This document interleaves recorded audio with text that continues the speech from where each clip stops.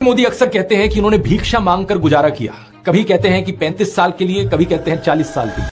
आइए देखते हैं, मजा आएगा। करीब 40 साल मैंने भिक्षा मांग करके खाया है।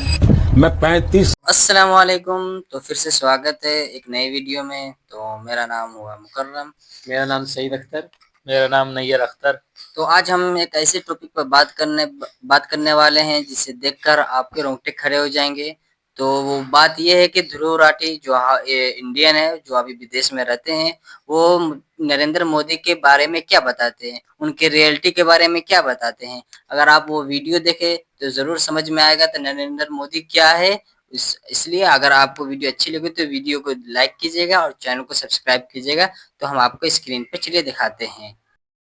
नरेंद्र मोदी अक्सर कहते हैं कि उन्होंने भिक्षा मांगकर गुजारा किया। कभी कहते हैं कि 35 साल के लिए, कभी कहते हैं 40 साल के लिए। आइए देखते हैं, मजा आएगा। करीब 40 साल मैंने भिक्षा मांग करके खाया है। मैं 35 साल तक भिक्षा मांग करके खाया था। चलो इतनी तो बोलने में गलती हो सकती है, 35 साल हो 40 साल हो, लोग अक्सर भूल जाते हैं।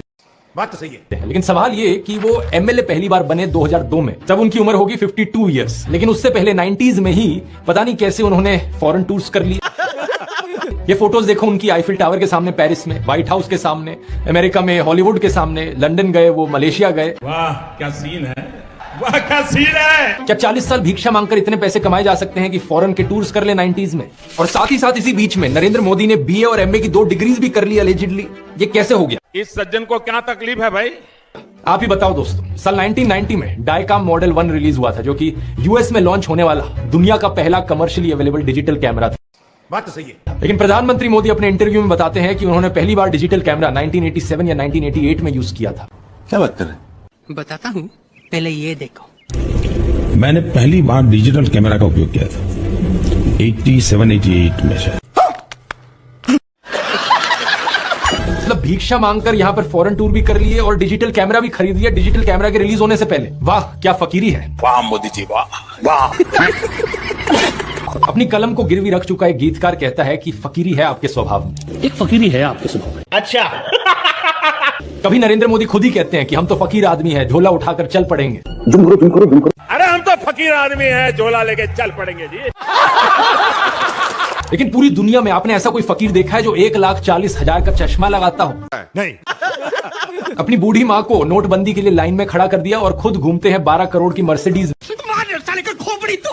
एक तरफ तो शास्त्री जी जैसे प्रधानमंत्री देखे हैं देश ने। बताया जाता है कि उनके पास सिर्फ 2 धोती और 2 कुर्ते हुआ करते थे। बात तो सही है। कुर्ता फटकर इस्तेमाल करने लायक ना रहे तो उसे भी रुमाल बना लेते थे लाल बहादुर शास्त्री जी।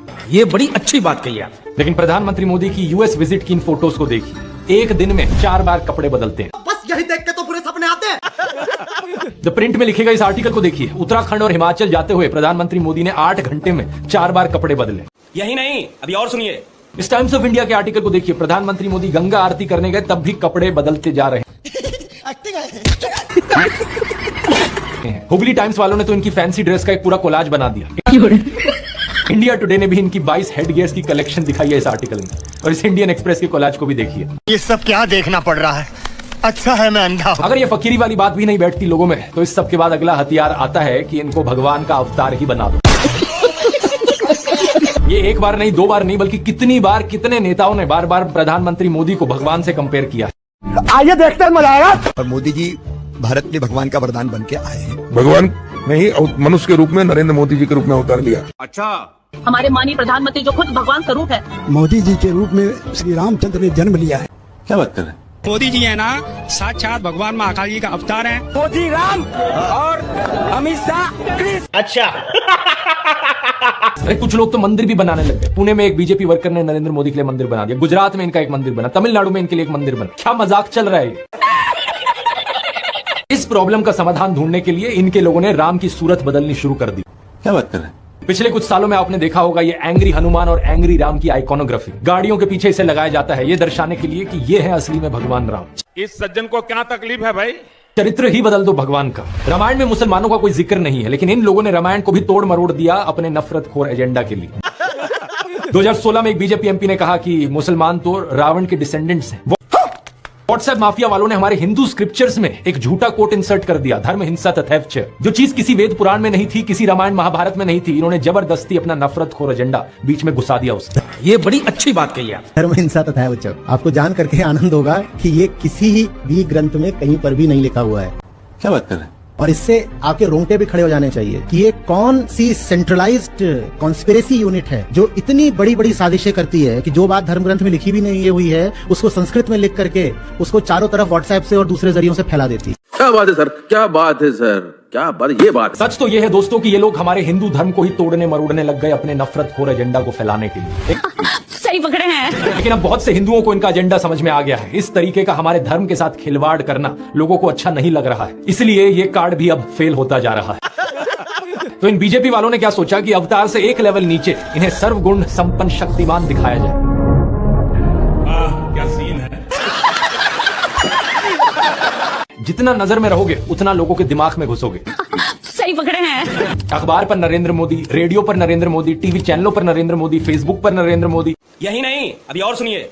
पेट्रोल पंप की होर्डिंग्स पर नरेंद्र मोदी, सड़क पर पोस्टर छपे हैं, गूगल एड्स पे करोड़ों खर्च करके अपना चेहरा दिखा रखा है, हर एक सरकारी स्कीम के इश्तिहार पे। बस यही देखते तो पूरे सपने आते हैं। अरे ये सब तो छोड़ो, कोविड वैक्सीन के सर्टिफिकेट पे भी नरेंद्र मोदी, सेल्फी पॉइंट्स तक बना डाले इन्होंने जगह जगह।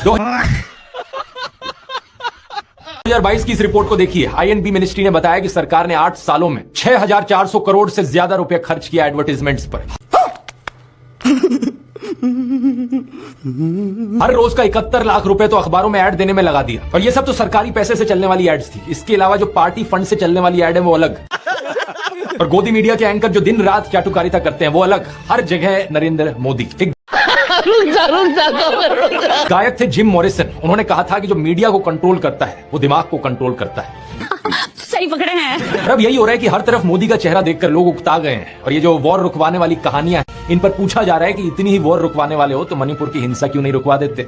ये बड़ी अच्छी बात कही आप। इलेक्ट्रॉन बॉन्ड का पैसा है, कहीं तो यूज होगा। किसी एक्टर को उठा के बेटी बना देंगे। पापा ने वॉर रुकवा दी, पापा मणिपुर के दंगे क्यों नहीं रुकवाते।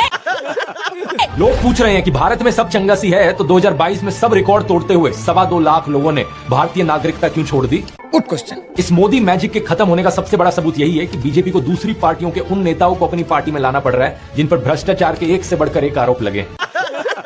अगर मोदी मैजिक अब सही में बचा होता तो मोदी के नाम से ही चुनाव जीता जा सकता था।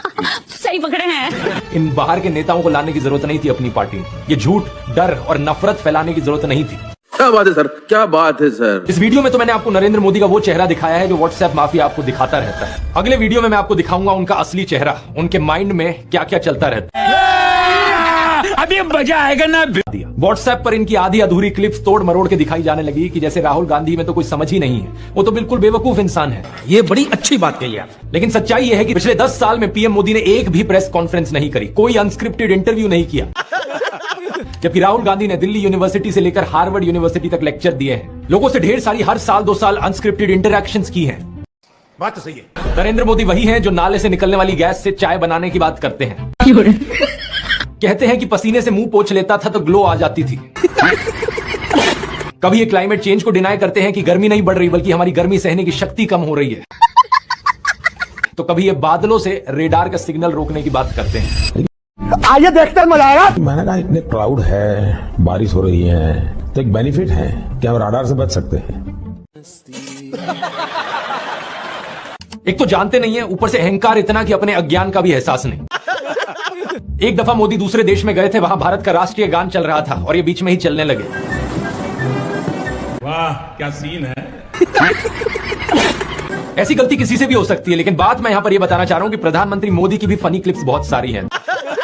दूसरों को पप्पू बोलने से पहले अपनी क्लिप्स पर नजर डाल। ये बड़ी अच्छी बात कही आप। व्हाट्सएप पर और गोदी मीडिया के जरिए आपको बार बार बताया जाता है कि नरेंद्र मोदी इतने महान हैं क्योंकि उन्होंने देश के लिए अपने परिवार को छोड़ दिया, अपनी पत्नी को छोड़ दिया। देखो वैसे ये एक पर्सनल मामला है, किसी पति पत्नी की आपस में ना बने ये कोई बड़ी चीज नहीं है, बहुत से लोगों के साथ ऐसा होता है। बात तो सही है। लेकिन यही लोग खुद इस पर्सनल बात को बीच में लाते हैं इसे अचीवमेंट के तौर पर दिखाने के लिए। सही पकड़े हैं। देश के लिए पत्नी को छोड़ दिया, कुछ सेंस है इस बात का। पूर्व प्रधानमंत्री लाल बहादुर शास्त्री जी ने तो अपनी पत्नी को नहीं छोड़ा, तो क्या वो देश के लिए काम नहीं कर पाए। इस सज्जन को क्या तकलीफ है भाई। महात्मा ज्योतिबा फूले की पत्नी सावित्रीबाई फूले के बारे में तो सब जानते हैं, क्या उन्होंने देश के लिए महान काम नहीं किया। बात तो सही है। आपने अगर रामलीला देखी है तो उसमें भी देखा होगा कि कैसे सीता जी ने भी भगवान राम का साथ दिया वनवास में, और राम ने उन्हें बचाने के लिए क्या क्या नहीं किया। ये बड़ी अच्छी बात कही आप। तो व्हाट्सएप यूनिवर्सिटी की एक ऐसी घटिया नारी विरोधी मानसिकता है जहां आप औरत को एक अड़चन की तरह देखते हो, क्या बात है सर, क्या बात है सर। जहां आप पत्नी को छोड़ देने को एक अचीवमेंट की तरह दिखाते हो, और केवल पत्नी ही नहीं बल्कि नरेंद्र मोदी के परिवार को लेकर भी व्हाट्सएप माफिया यही बात फैलाता है। यही नहीं, अभी और सुनिए।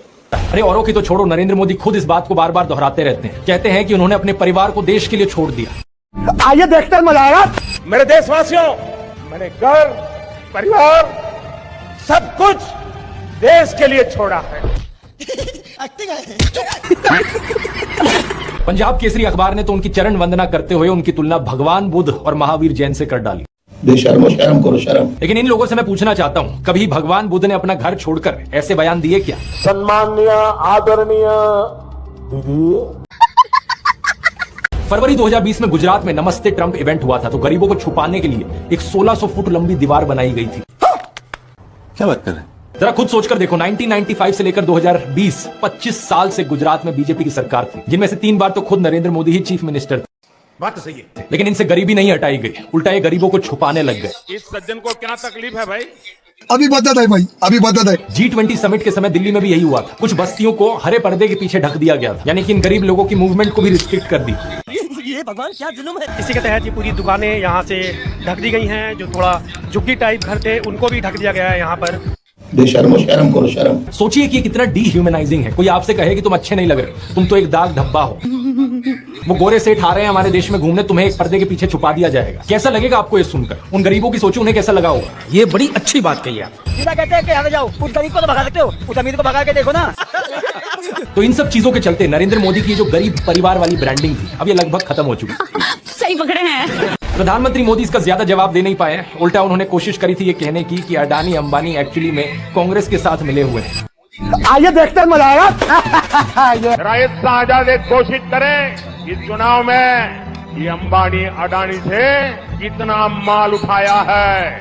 अभी बता दे भाई, अभी बता दे। मार्च में आई इस रिपोर्ट को देखिए, भारत में इनकम इनइक्वालिटी 100 साल में सबसे ज्यादा हो गई है। इतनी बुरी हालत अंग्रेजों के जमाने में भी नहीं होती थी। बात तो सही है। ऐसे में अगर राहुल गांधी ने संकल्प लिया कि अगले 5 सालों में वो सभी 22 करोड़ गरीब लोगों को गरीबी से निकाल देंगे, तो इसमें क्या गलत थी? ये बड़ी अच्छी बात कही आप। लेकिन पीएम मोदी इस बात पर भी तंज कसने लगे। उनके पास खुद कोई अपना विजन नहीं है। 80 करोड़ लोगों के हाथ में कटोरा पकड़ा दिया और अगले 5 सालों के लिए यही 5 किलो अनाज वाली स्कीम एक्सटेंड कर दी। ना रोजगार का कोई प्लान बताया है, ना महंगाई कंट्रोल कैसे होगी ये बताया, ना गरीबी कैसे हटेगी ये बताया। इस सज्जन को क्या तकलीफ है भाई? और जब राहुल गांधी ने सबके लिए रोजगार की बात करी तो प्रधानमंत्री मोदी उनका मजाक उड़ाने लग गए। जैसे कि नरेंद्र मोदी के बचपन की ये फोटो देखिए। वे 1950 यानी 1950 में पैदा हुए। क्या उस समय किसी गरीब परिवार में पैदा हुए बच्चे के पास ऐसे कपड़े होंगे? जरा खुद ही सोचकर देखिए। सूट तक पहन रखे हैं इन्होंने अपनी बचपन की फोटोज में। इस सज्जन को क्या तकलीफ है भाई? अभी बता दे भाई, अभी बता दे। मैं खुद 1994 में एक मिडिल क्लास फैमिली में पैदा हुआ हूं, लेकिन मेरी तो बचपन की ऐसी कोई फोटो नहीं मिलेगी आपको जिसमें मैंने कोई सूट पहन रखा। और नरेंद्र मोदी अपने आप को गरीब ही नहीं, बहुत गरीब परिवार का बताते हैं। इंडिया टुडे ने इनकी पुराने घर की एक फोटो पब्लिश करी थी, स्क्रीन पर देखिए। बहुत बड़ा घर नहीं है, लेकिन क्या आपको ये 1950s के किसी बहुत गरीब परिवार का घर दिखता है? नहीं। बीजेपी के टिकट पर तो कुत्ता भी खड़ा हो जाए हम जिता। ये सच है, अगर कुत्ता भी आएगा उसको भी जिताएंगे। ये तो फिर अंधविश्वास नहीं, भक्त हैं। अंधविश्वास नहीं है, हम भक्त हैं। अच्छा, महंगाई मेरे हिसाब से कोई ज्यादा नहीं हुई। अब मैं 10 साल से बनियान नहीं पहन रहा, देखो आप। वो भगवान है हमारे, हम उनकी पूजा करते हैं। ऐसा हुआ है इमोशनल मैनिपुलेशन और ब्रेन वॉशिंग की वजह से। एक बड़े स्केल पर देश में लोगों का ब्रेन वॉश किया गया है। सही पकड़े हैं। और जो माफिया यहाँ पर ब्रेन वॉश कर रहा है लोगों का, वो 4 डिपार्टमेंट्स पर काम करता है। पहला डिपार्टमेंट लोगों में गर्व और अहंकार भरता है कि आप महान हो क्योंकि आप हिंदू धर्म में पैदा हुए। सही पकड़े हैं। दूसरा डिपार्टमेंट आपको एहसास दिलाता है विक्टिमाइजेशन का, कि सदियों से, 1000 सालों से आपके पूर्वज विक्टिम बनकर रहे थे। यही नहीं, अभी और सुनिए। तीसरा डिपार्टमेंट आपके अंदर डर भरता है कि आपको खतरा है उन लोगों से। और चौथा डिपार्टमेंट यहाँ नरेंद्र मोदी को मसीहा बनाता है कि सिर्फ नरेंद्र मोदी ही आपको बचा सकते हैं। क्या बात है सर, क्या बात है सर, क्या बात, ये बात। पहले 3 डिपार्टमेंट